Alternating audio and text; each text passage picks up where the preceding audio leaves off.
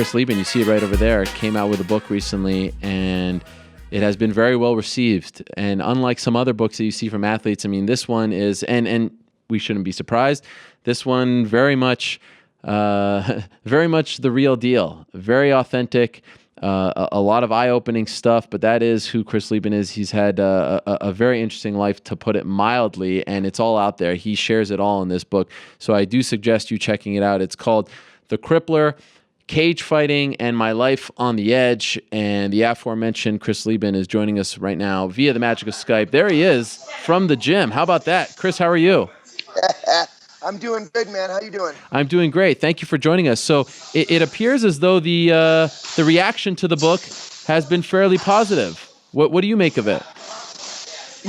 Actually super good. I guess everything. Sales and everything have been really well. Reviews have been great, and not just from fighters. I mean, like, I got reviewed by like the review of librarians. A bunch of librarians that write reviews, and they absolutely love the book. They say, you don't have to be just an MMA fan to enjoy it.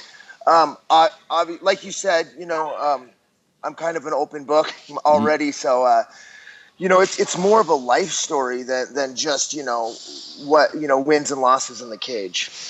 And, not to give too much away, but there's a lot of eye-opening stuff there. I mean, really, sometimes shocking to read.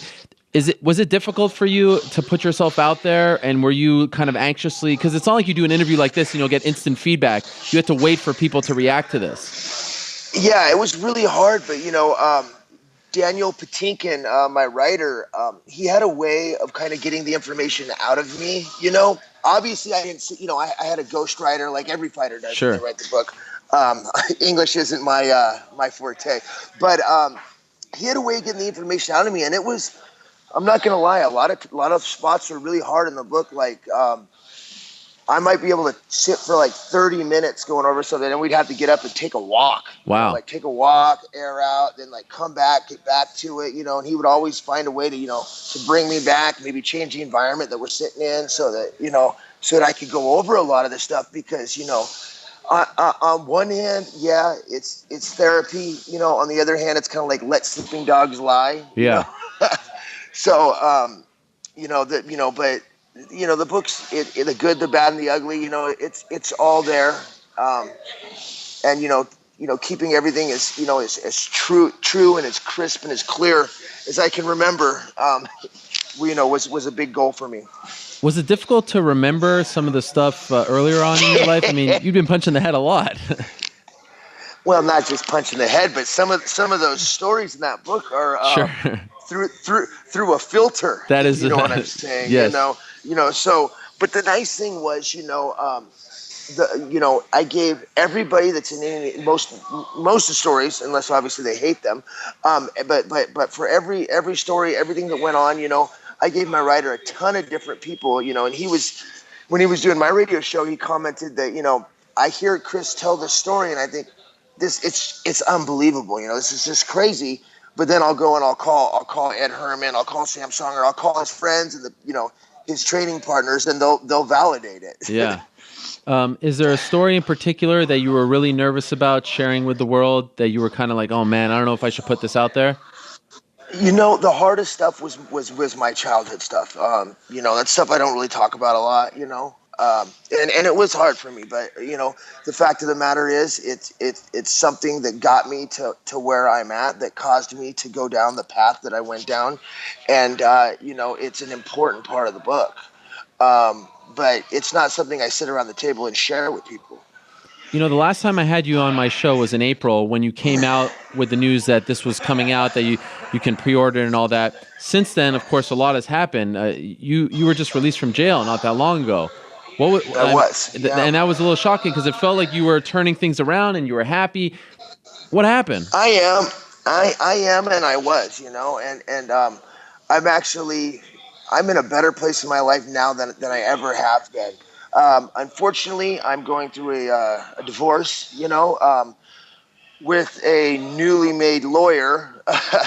So she more or less turned in illegal firearm that I had. Yeah, you can't have machine guns in Southern California. Apparently that's illegal. That's my bad. I'll claim that one. But she turned it in and then kind of wrote a bullshit TRO that they threw out. They threw everything out, obviously, because nothing was true except for the fact that I did have an illegal firearm, which is my bad. Can't do that.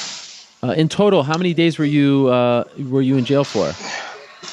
Like 60. 60. And was there a moment? Something like that. Was there a moment when you were sitting there and you were like, what happened? How did I get here? Like, did you have any of those moments where it was really tough for you to get by?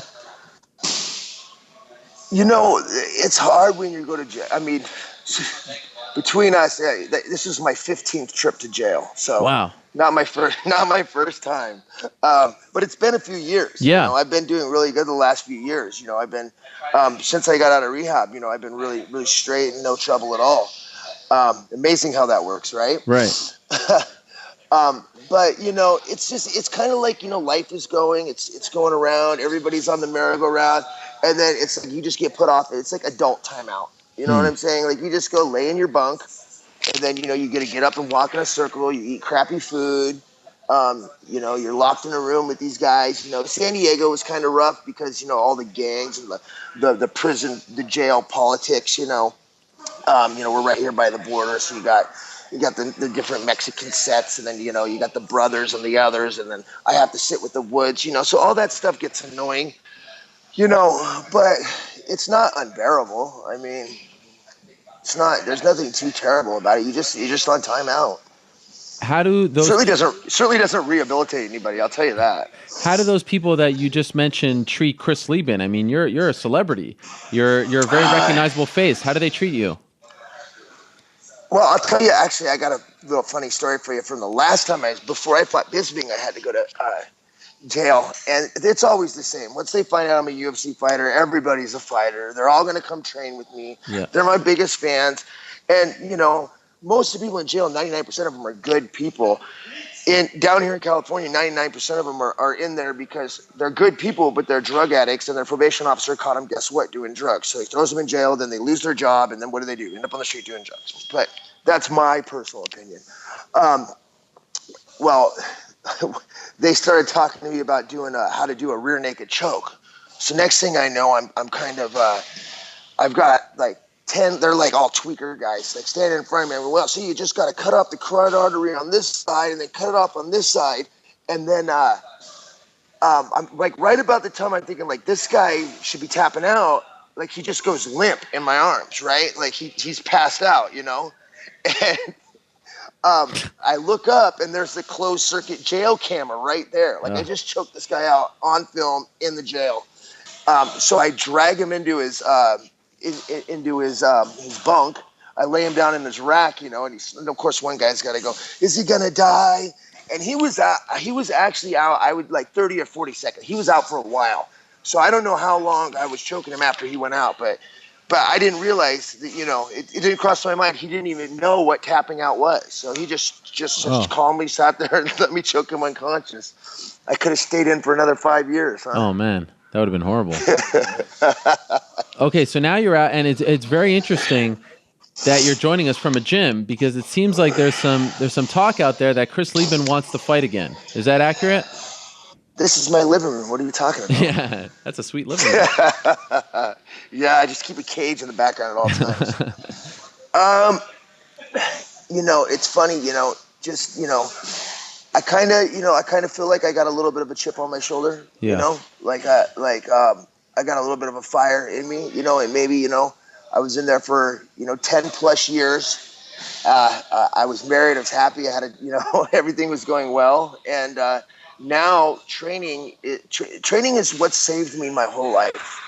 I mean, wrestling, being on the wrestling team is what got me through high school. What I think kept me alive was, straightening up for, at least a couple weeks getting ready for my fights. Training is what centers me. It's what I love it. I love being in a gym. I love the camaraderie. I love meeting everybody. It's clean, it's wholesome, it's healthy. So, with where I'm at now, I find myself in the gym most of the day. It keeps my head clear. So are you planning to fight again? I'm not ruling it out. Okay. Have you reached out to the UFC? You last fought for the UFC. Have you reached out to them to tell them, hey, is there any plans for me? I'm thinking of this. Oh God, Dana doesn't want to have anything to do with me. He said he was gonna, when we were writing the book, last time I talked to you, Dana was emailing my agent, oh yeah, I want to support the book and da da da, and then we're gonna put it up on our Twitter and everything else, and then the book came out, sent him a copy, and he's like, I don't like this book, I'm not supporting it. He just totally backtracked on that, but I'll take a polygraph on anything that's in that book, man. I don't know what it is he doesn't like, what Dana doesn't want the world to see, but, there's something that just makes he's not happy with me about something, I guess. I don't know. Apparently it's in the book. Are you free to sign anywhere you want right now, or are you still tied to them? I'm free to sign. Okay, because did they release you? Yeah, they did. Oh, okay. Well, I reached out to them and got released. Recently? Yeah, recently. Oh, so that would imply maybe that the wheels are in motion here. Your deductive reasoning is amazing, Aaron. Thank you. And was that a difficult thing, or did they not put up a fight? Yeah, they didn't put up a fight, which is good. You know what I mean? Yeah. Because apparently they owned me for life. So. And just curious, why are you hesitant to say I'm here? I'm a free agent. May the best offer come. I'm back. Well, why do you seem hesitant to say that? Well, because I may be talking to a couple different people right now. And I don't want to say who or what or where or when. So that's kind of the main reason I'm leaving. I'm trying to leave all my options open for me. Fair enough. And I respect that. Just if I may, I mean, a guy who was on the first season of The Ultimate Fighter on a certain network, I believe they're called Spike TV. If you're talking deductive reasoning, I feel like we might see a good fit there. Am I off? I don't know. Okay. I couldn't tell you. Where are you now? What gym are you in? I'm at Arena. Okay, is that where you'll be? Yeah, absolutely. It's they got phenomenal coaches, great instructors. Just an awesome program here. Great team, so I'm really happy. And who would be in your corner? Who would be guiding you in your comeback? Like coming out to wherever, I haven't even gone that far. Okay. Right now I'm just training with the fight team here at Arena. I just got done doing Barrett Yoshida's grappling class. There's some great coaches here. All that stuff will still have to get hashed out. And for a fan out there who sees this and says, look, I saw Chris Leben in his final days in the UFC. That wasn't the crippler of old. That wasn't the guy who beat Vanderlei. Why should people believe that you can actually make a run again in your career? Because it's huge. I got out of rehab and they put me on a drug called Suboxone, which is basically what they give heroin addicts. And it slows you down. It makes you docile. It's also the most addictive substance on the planet. Hardest drug to kick in the world. And you can Google that shit if you don't believe me. It was horrible. I had to come off when I was in jail. It was horrible. But, I will never, the stuff they give you to get off is worse than the stuff that you're on, you know? So, when I moved here to San Diego, I didn't drink for 2 years, didn't do anything but take my medicine from my doctor. I would have told, I was doing meetings and everything else. I would have told everybody I was 100% sober. But I wasn't. I was in a haze. I was cloudy. I wasn't motivated. And I'm just so much meaner now. Like, I'm pissed off. Like, legitimately pissed off. And now, like before, where I was saying, hey, slow down. Let's spar lighter. When guys want to start banging, it's like I'm putting my head down and moving forward. And also, I'm living on, like, vegetable juice right now. Vegetable juice, a little bit of chicken, a little bit of fish. So, eating clean, training hard, and having, zero prescriptions, nothing. I'm taking nothing. I don't take ibuprofen. I don't do anything. I'm angry. Training is my drug, and fighting is my drug. How much do you weigh? It's coming down. Okay, fair enough. It's coming down. I'm 228. Okay. You'd like, in a perfect world, fight at 185? In a perfect world, fight Yeah. at 185. Yeah, and I think I can. You know, when I showed up to Alliance, when I first moved here to San Diego, I was 232. Oh, wow. So I've made the cut, but what you don't realize is I was 248 when I came out of Oh, jail. wow. So And I've already lost 20 pounds. how long have you been sober for? Well, I was drinking a little bit before I went to jail. Yeah. But since I got out, and you know, the great thing is I've got this awesome new coach, and he does make sure I don't drink. He's called a probation officer. Oh, I've heard of him. Yes. You know, and random, you know, they've got this 3-day test now. Oh, wow. In California. So randomly, you know, they can check me, and I don't want to drink anyways. Me and alcohol don't mix. I think I'm the greatest guy in the world when I drink. Don't get me wrong, but it's just everybody else. How long is your probation for? 18 months. Okay. Does that preclude you from fighting, outside of the state? Not outside of this. No. Okay. No. Outside of the country? No, they understand that it's the way that I make a living, you know. So I've spoke with them about it, you know. So there's certain rules and exceptions can be made. In a perfect world, when would you potentially, maybe, if the stars align, fight again? If the stars align, okay. You know, honestly, I feel good. I think May. Okay. I think May. I could be in fight shape. And just to clear something up, when you say you're angry, what are you angry about? Will that translate? No, to I'm outside? just pissed off all the time. Why? I'm just like. Because you were. That's not good. Maybe because I'm not sedated like I was. You know, I'm just a little bit grumpier. But it makes for a good athlete. Sure, but like if someone cuts you off on the street, could that translate? Dude, I've never been that guy. Okay, that's what's funny. You know, I punched a 309-pound bouncer one time in like 2003. I've never other than that, I've never been in a street fight. You know, and everybody says the same thing when they come in, you know, and they train with me. They go, "Oh, you know, I thought he was gonna be a fucking asshole. I thought but you know, he has good technique. He's really, you know, he's actually relatively nice. You know, everybody still remembers the drunk kid from 12 years ago on the first season of The Ultimate Fighter. Right. You know, that's it. That kid was gone a long time ago. Finally, when you mentioned Ed Herman, I don't know if you saw, he had a big win on Sunday. When you see your old buddy, huge Tim Boach. Yeah. When you see that was great. I liked your comment about his man bun, by the way. Oh, it was nice though. I got to give him props. He still got it. Yeah. But when you see that, does that fuel your fire? I mean, like, look at him. He could do that. Absolutely. Yeah. Absolutely. You know, both Eddie and Dom Cruz, man.